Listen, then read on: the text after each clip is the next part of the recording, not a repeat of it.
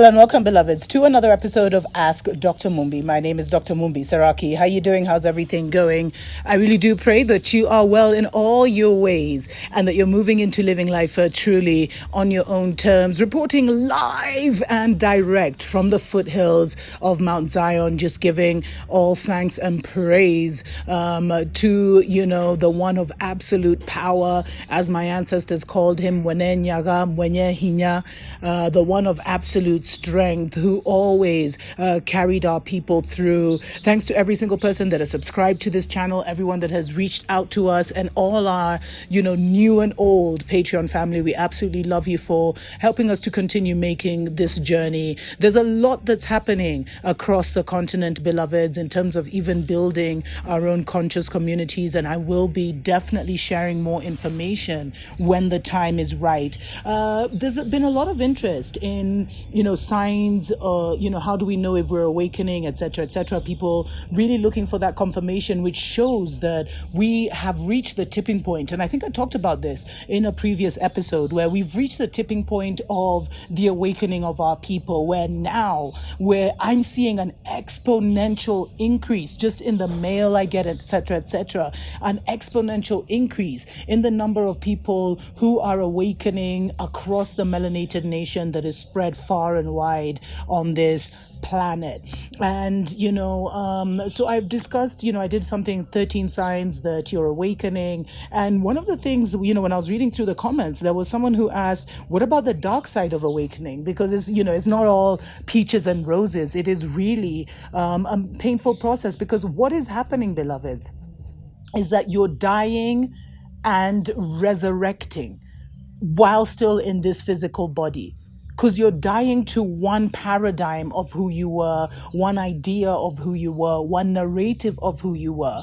And you're totally, seeing all the illusion in that and dying to that. And then you're being born again as a whole new person with a higher perspective, with a higher mind. And usually, this only happens at such a crossroads that we find ourselves in right now, where literally a lot of people, and that's what they call the ascension. The ascension is literally dying to your old self and being born to your new self, like going from one dimension of who you are to another dimension of who you are while skipping the birthing process. It's absolutely beautiful, but it is literally a very, painful process, because we have to remember that the world is mental, beloveds. So even this vehicle, this vessel, this body is literally a figment of my imagination. It's literally a creation of my mind.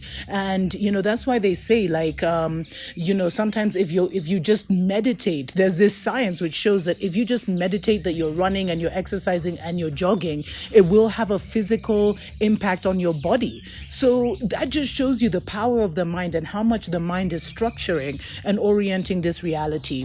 So, the dark side of the awakening process is that you must die in order to be born again to a brand new you, who is of a higher thinker, a more powerful you, a more, you that is more like as yourself. And that's why a lot of chosen ones actually chose to come at such a time as this, was to be able to experience, because this only happens once, every thousands of years, where there's this great transition from one reality to the next, and during this great, transition, great crossroads, those who are ready are able to make the leap to the next dimension, and those who are not kind of find themselves repeating the cycle of the dark ones until such a crossroads opens again, because life is eternal. So the opportunity will always come, but it's like you either spiral up or you spiral down. And we can see how much the Babylon matrix is spiraling down, and how many people they actually have convinced, either bullied or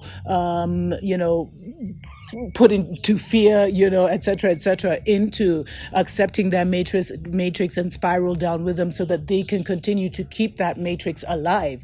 Because without the majority of humanity, that matrix cannot survive. But they've somehow managed to cling on to so many of our people's minds. But those are stories for other days. So some of the symptoms that you get is like, as you're going through this death and resurrection process, there's a lot of fatigue. And so you will find yourself, sleeping a lot, and much more than you used to. Sometimes you'll just even need to take a nap during the day. And you just find there's a lot of fatigue, especially during critical moments, because it comes in waves, beloveds, from level to level. So, and even all are we who have gone through the initial awakening, we're now finding ourselves on another level of awakening. And, there's such an incredible mental shedding, and we kind of need to just allow that to happen. And that's the first stage. But beloveds, it reaches a point where your body will also, okay, that's another point. I'll get into that after the break. But the first thing you need to be aware of is the level of fatigue. Like, you'll find yourself just needing a lot of sleep and really sleeping deep.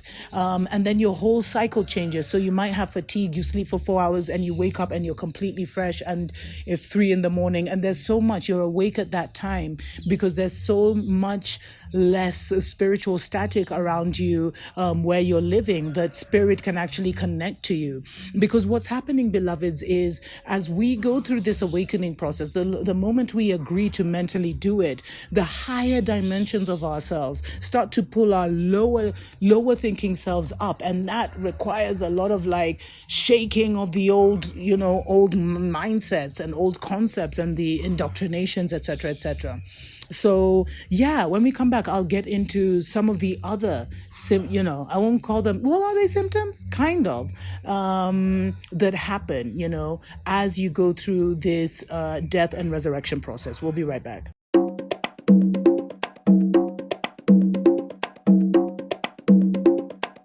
Wake up, wake up, wake up, wake up, wake up.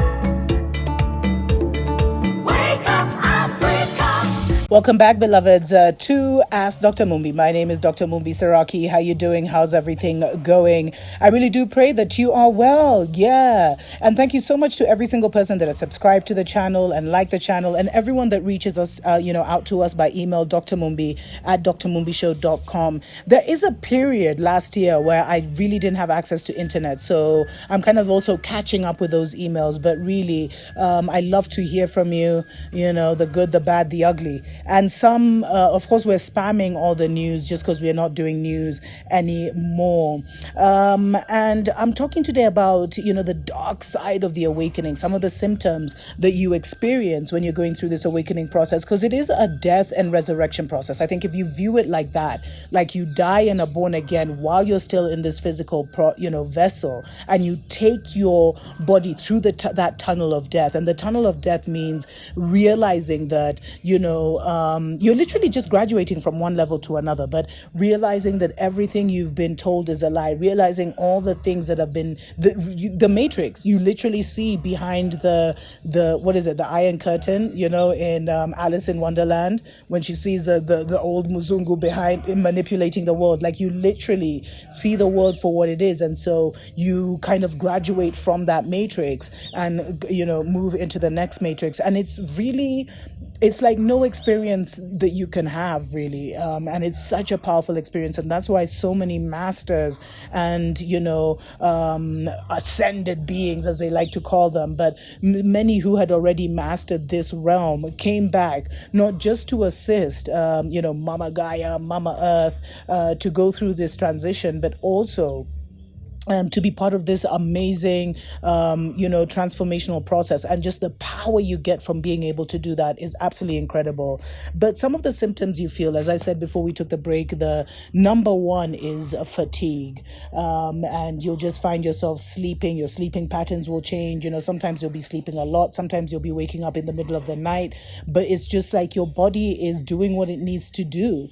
The second thing that I find is that you also go through this where you start just waking up at in the middle of the night, and you won't understand why. You won't be able to go back to sleep because a lot needs to happen spiritually at that time. And as I said, once you've made the agreement in your heart of hearts that you want to awaken, nothing can stop that process, and your spiritual team and your higher self starts to really work on pulling your lower self out of this really heavy and dense and dark reality. And so as that process happens, there's a lot with everyone's thoughts. If you think about how many millions of people are walking around in your city, in your town, etc., every day with their thoughts, their confusion, their emotions, there's just too much static in the air sometimes. So during the awakening process, we'll really find that Spirit, the Most High, will awaken us at those odd times, in the middle of the night. Sometimes it's midnight, sometimes it's 3 a.m., sometimes it's 4 a.m., sometimes it's 5 a.m., so that we can kind of recalibrate spiritually and allow some downloads and everything to take place.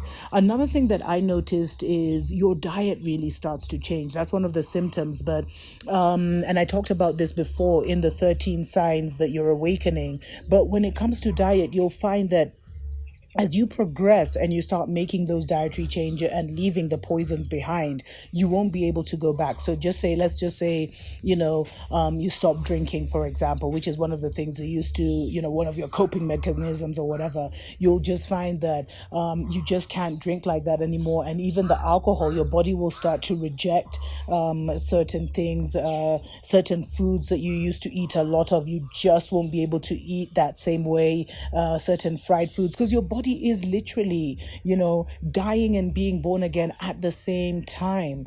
And you'll also find that whenever you have like a fully nutritious meal, sometimes your body will just need to check out for a few minutes so that you can so that it can use all those nutrients to kind of, reboost itself, etc.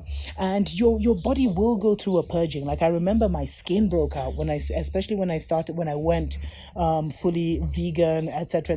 And even as I went into growing and eating my own food, making sure it had no chemicals, etc. One of the things that I noticed is like my skin broke out, and my stomach was really sensitive. I don't know if you guys had that experience, like, all kinds of, sometimes it was a run, sorry, TMI, too much information. Sometimes it was just like my bowel movement really, really changed. So that's one of the things that I noticed. Please go ahead and share any experiences that you have had in the awakening, some of the symptoms of the death and resurrection process. I will also do some of the the negative signs. I'll do that in a separate video. So another thing that happens is that you increasingly get healthier and well. So you'll notice that you won't get the flu as much anymore. You won't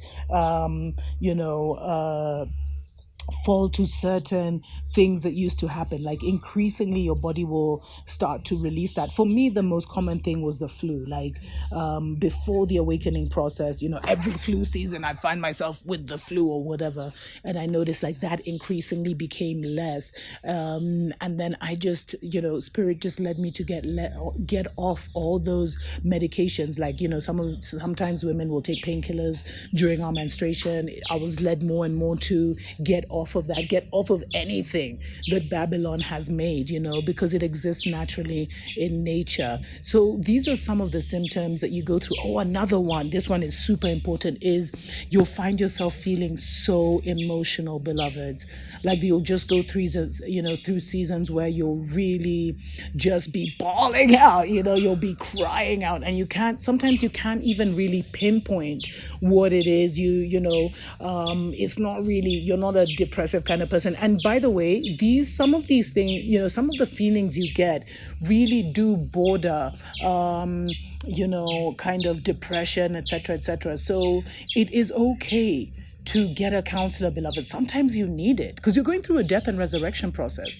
So sometimes you'll actually need to have someone to sound it off with, a good therapist. There's also great online resources. There's a lot of information online, because I find like you will find yourself weeping, especially during the major sheddings, because you're kind of releasing all of those mental ideas and paradigms that you had, and sometimes they've been entrenched in your mind because of the emotions, and in order to let them go, you kind of have to release the emotions so that they can also be released. Because you see, memory isn't just in your mind, beloveds, it's in your entire body. And sometimes the cancers that people develop, the high blood pressures and all of that, is literally because of the toxic negative memory that you have stored up in your body that needs to be released. And as that is released, the emotions that helped it, that acted like glue to your body will also start to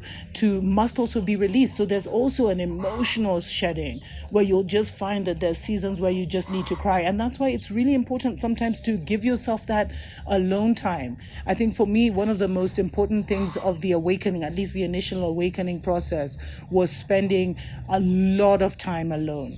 And that really, really worked for me, because sometimes you can't even explain what you're going through, unless you're talking to someone who has already been through the process, and they'll totally get it and they'll reassure you, or someone who's going through the process. But for the people who are still asleep, they'll actually think, they may recommend you check into a mental hospital when maybe that's not what you need. You just need to sit in the silence of your own company, and allow that process to go, allow the shedding to go, so that you can be reborn again. You know what? I'm almost going into the symptoms almost kind of are similar to some of the signs, and I'll definitely get into the signs in a future episode. So make sure you subscribe and hit that notification button. Until next time, tuko pamoja.